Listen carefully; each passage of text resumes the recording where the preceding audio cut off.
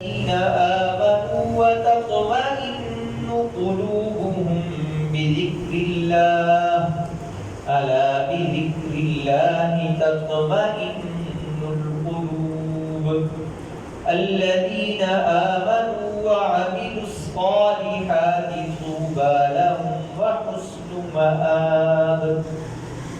وہ جو ایمان لائے اور ان کے دل اللہ کی یاد سے چین پاتے ہیں.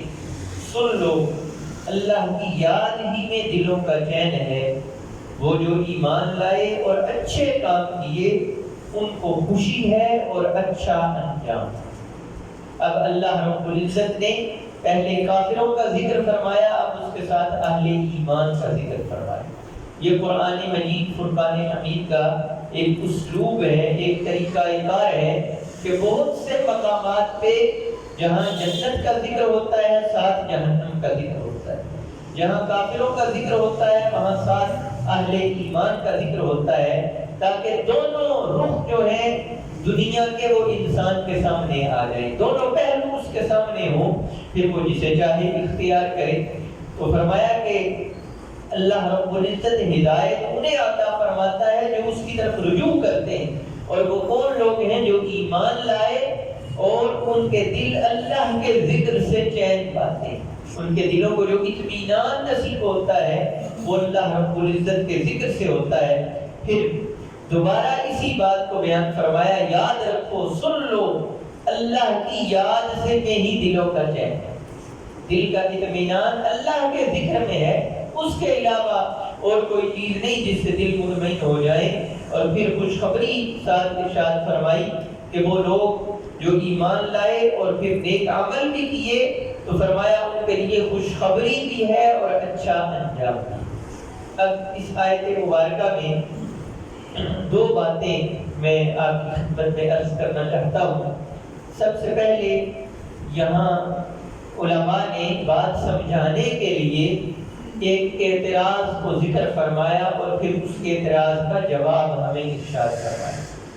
وہ اعتراض یہ ہے کہ سورۃ الانفال کے شروع میں خالق کائنات نے ارشاد فرمایا کہ اہل ایمان کے متعلق اذا ذکر اللہ وجلت قلوبہم، کہ جب اللہ کا ذکر ہوتا ہے، اللہ کو یاد کیا جاتا ہے تو ان کے دل خوف زدہ ہو جاتے ہیں. ایمان والوں کے دل خوف زدہ ہو جاتے ہیں اور جو ہے ان کی آنکھوں سے آنسو جاری ہو جاتے ہیں. اس بات کا بھی ذکر ہے. یہاں فرمایا کہ جب اللہ کا ذکر ہوتا ہے تو ان کے دلوں کو چین ملتا ہے. تو یہ دونوں باتیں تو ایک دوسرے کے الٹ ہیں. ایک جگہ پہ فرمایا کہ اللہ کے ذکر سے دل خوف زدہ ہوتے ہیں، دوسری جگہ پہ فرمایا کہ اللہ کے ذکر سے دلوں کو چین ملتا ہے.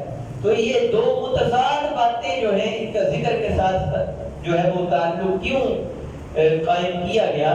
تو علماء فرماتے ہیں کہ اس کا مطلب یہ ہے کہ جب اللہ رب العزت کی شان قہاری اور جباری کا، اللہ رب العزت کے قہر و غضب کا ذکر ہوتا ہے تو ان کے دل خوف زدہ ہوتے ہیں، اور جب اللہ رب العزت کی شان رحمت کا ذکر ہوتا ہے تو ان کے دلوں کو چین ملتا ہے. تو اللہ رب العزت کا جو ذکر ہے اس کے کئی پہلو. اسی طرح جب اپنے گناہوں کو یاد کر کے اللہ کا ذکر کرتے ہیں تو خوف زدہ ہوتے ہیں، اور جب اپنے ایمان کو دیکھ کے اللہ کا ذکر کرتے ہیں تو اس وقت ان کے دلوں کو چین ملتا ہے. تو اللہ رب العزت کا دل جو ہے، اللہ رب العزت کا ذکر جو ہے وہ کبھی دلوں کو خوف زدہ کرتا ہے اور کبھی دلوں کو چین پہنچاتا ہے، اور یہی کامل ایمان ہے. میں نے پہلے بھی متعدد مرتبہ عرض کیا کہ علماء کرام فرماتے ہیں ایمان بین الخوف والرجاء، کہ ایمان خوف اور امید کے درمیان. مطلب یہ ہے کہ بندے کے دل میں اللہ رب العزت کے غضب اور ناراضگی کا خوف بھی ہو اور اللہ رب العزت کی رحمت سے امید بھی. تو جب اللہ رب العزت کے غضب کی یاد آئے گی تو بندے کا دل خوف زدہ ہونا چاہیے، اور جب اللہ کی رحمت کو یاد کرے گا تو پھر اس کے دل کو چین ملنا چاہیے. تو یہی ایمان ہے. اگر اللہ کے غضب کا ذکر کر کے بندہ خوف زدہ نہیں ہوتا تو اس کا مطلب ہے اس میں ایمان ہے. اور اگر اللہ کی رحمت کو یاد کر کے، اللہ رب العزت کے کرم کو یاد کر کے اس کے دل کو چین نہیں ملتا تو پھر بھی وہ ایمان والا نہیں۔ تو یہ انسانی زندگی کے دونوں پہلو ہیں، دونوں رخ ہیں جو اللہ رب العزت نے اپنے ذکر کے اندر رکھا۔ یہ ایک اعتراض تھا، اس کے حوالے سے مختصر وضاحت میں نے عرض کی۔ اور دوسری بات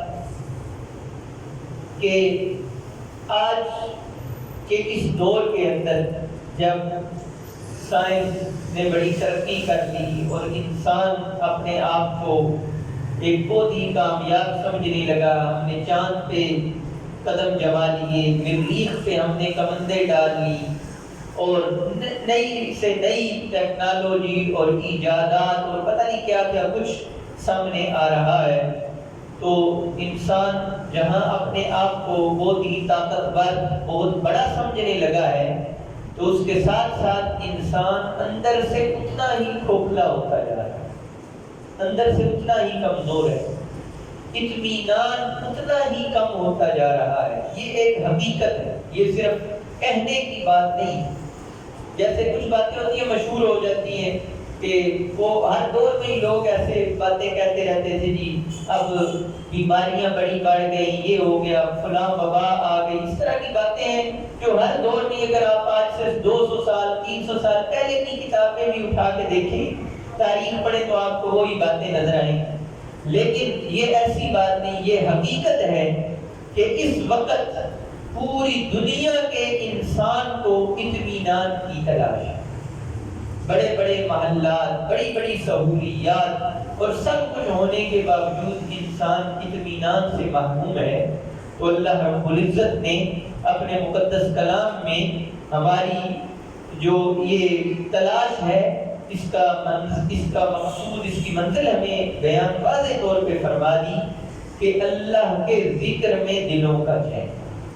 اگر اطمینان چاہتے ہو تو وہ اللہ کی یاد میں ہے۔ اور توجہ فرمائیے گا، قرآن مجید پہ دیکھیے، جہاں اس آیت مبارکہ کا ترجمہ لکھا ہوا ہے، وہاں لکھا ہوا ہے اللہ کی یاد ہی میں دلوں کا چین۔ توجہ کیجیے گا، یہ نہیں لکھا ہوا کہ اللہ کی یاد میں دلوں کا چین، یاد ہی میں دلوں کا چین۔ اس کا مطلب یہ ہے کہ دل کا چین صرف اللہ کی یاد میں ہے اور کسی چیز میں نہیں۔ اور یہ جو قرآن مجید کا یہ جو طریقہ کار ہے نا، یہ اس کے مطابق ترجمہ ہے، یہ اپنی طرف سے کوئی اضافہ نہیں کیا گیا۔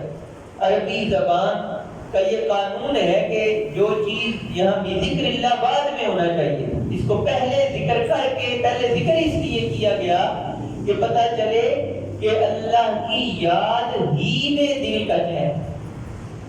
تو یہ ایک بہت بڑی حقیقت ہے۔ ہم جتنی بھی اس سے آنکھیں چرا لیں، جتنا بھی اس سے منہ موڑ لیں، لیکن ہم جو ہے نا وہ اس سے انکار نہیں کر سکتے کہ جن لوگوں کو اللہ رب العزت اپنے ذکر کی توفیق عطا فرماتا ہے، ان کو دل کا اطمینان بھی نصیب ہوتا ہے۔ اور پھر یہاں میں ایک اور بات بھی عرض کرتا ہوں۔ پہلے تو یہ ہمیں پتہ ہونا چاہیے کہ ذکر کہتے کسے، یہ نہیں کہ بندہ مسجد میں بھی بیٹھا ہوا ہے، وضو بھی اس کا ہے، آنکھیں بھی اس نے بند کی ہوئی ہیں اور وہ اللہ کی ضربیں بھی لگا رہا ہے، لیکن دل جو ہے وہ اپنی دکان پہ پہنچا ہوا ہے، خیالات جو ہے وہ اپنے گھر کے معاملات کے اندر اٹکے ہوئے ہیں۔ تو یاد رکھیے اصل ذکر جو ہوتا ہے وہ تو دل کا ہوتا ہے۔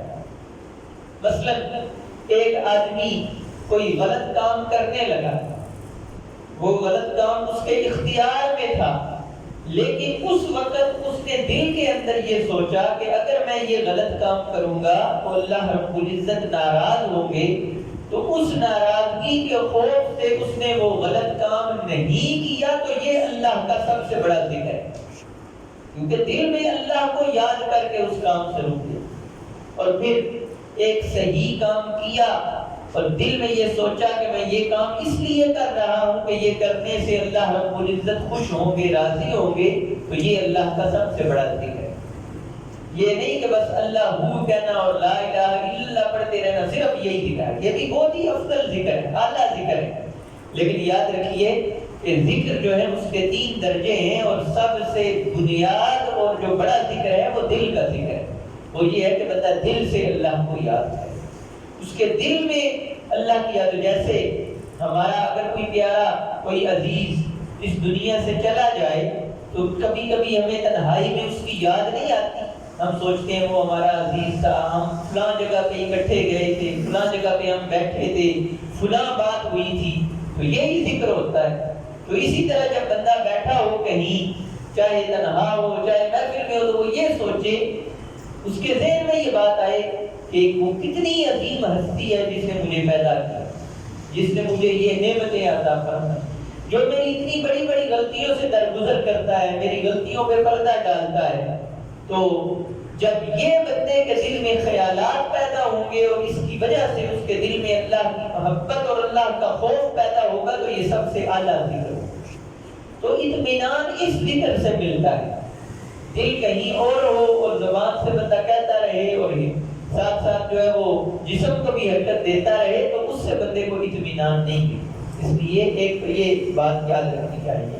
اور پھر جس درجے کا ذکر ہوگا اس درجے کا اطمینان ہوگا، جتنا اعلیٰ ذکر ہوگا پھر اطمینان بھی اتنا ہی اعلیٰ ہوگا۔ جیسے میں نے پہلے عرض کیا تھا ایک بار کہ حضور شیخ عبد القادر جیلانی رضی اللہ تعالی عنہ آپ تشریف فرماتے تو آپ کا خادم آیا اور اس نے یہ کہا کہ آپ کا جہاز، آپ کیونکہ بہت تاجر بھی تھے بہت بڑے، تو آپ کا جو بحری جہاز سامان سے لدا ہوا فلاں ملک سے آ رہا تھا وہ ڈوب گیا اور سارا سامان بھی ضائع ہو گیا۔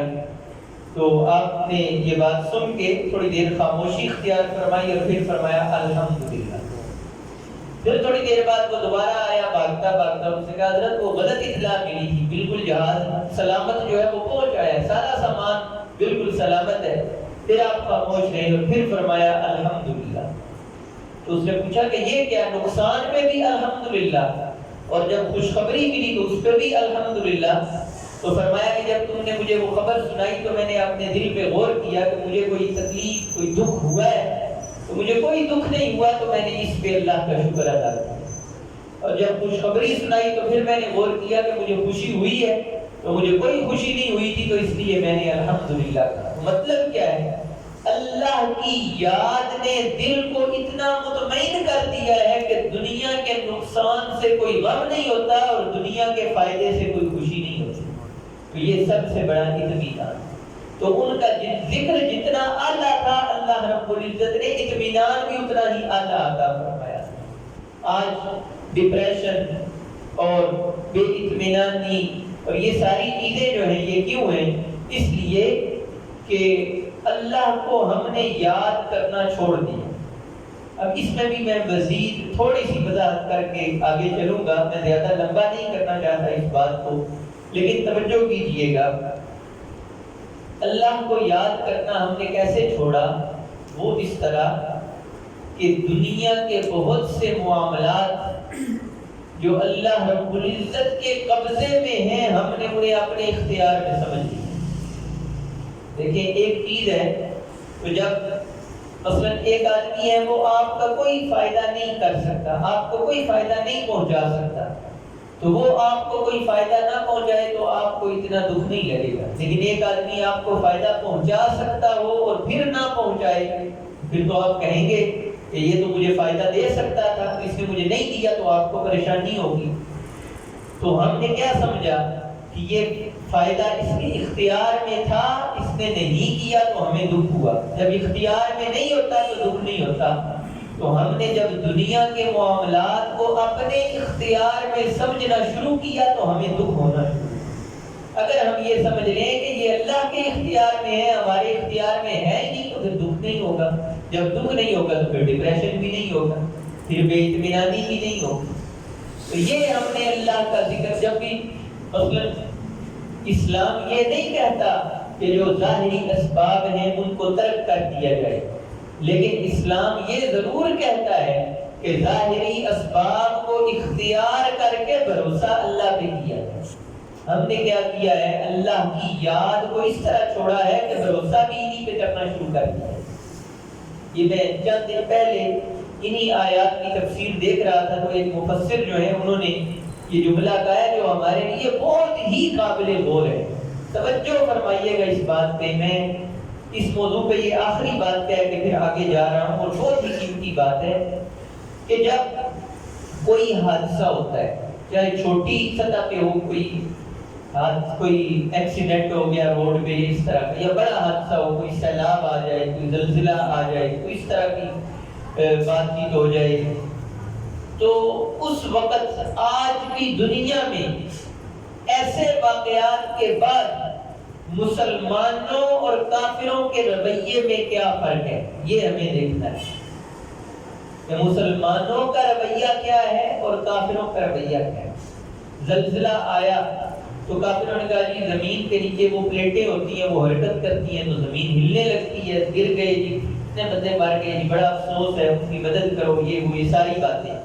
اور مسلمانوں نے بھی یہی کہا, کیا کسی نے یہ بات کہی کہ یہ اللہ رب العزت کی طرف سے ہمارے لیے بہت بڑی تنبیہ ہے, اور کیونکہ سب کچھ اللہ کے اختیار میں ہے, ہمارے اختیار میں کچھ نہیں, تو ہم اس کی طرف رجوع کریں. اسی طرح کرونا کا جب معاملہ آیا تو اس میں احتیاطیں تو بہت بتائی گئی, لیکن اللہ کی طرف رجوع کرنے کے کتنے پیغامات آئے, اس پہ کتنا زور دیا گیا. تو کرونا میں اگر ایک کافر ملک کی عوام کا اور ان لوگوں کا, ان کے معاشرے کا جو رد عمل ہے, اگر مسلمانوں کا بھی کوئی رد عمل ہے تو پھر ذکر اللہ کہاں گیا, پھر اللہ کی یاد کون سی رہی. تو اس لیے اجتماعی طور پہ بھی اور انفرادی طور پہ بھی ہم نے اللہ کے ذکر کو بھلا دیا, اللہ کو یاد کرنا چھوڑ دیا. اللہ رب العزت ہمیں زیادہ سے زیادہ اپنی یاد کی توفیق عطا فرمائے اور ہمیں ایسے معاملات میں اپنے رویے کو تبدیل کرنے کی اور کافروں سے اپنے رویے کو مختلف بنانے کی اللہ رب العزت توفیق عطا فرمائے.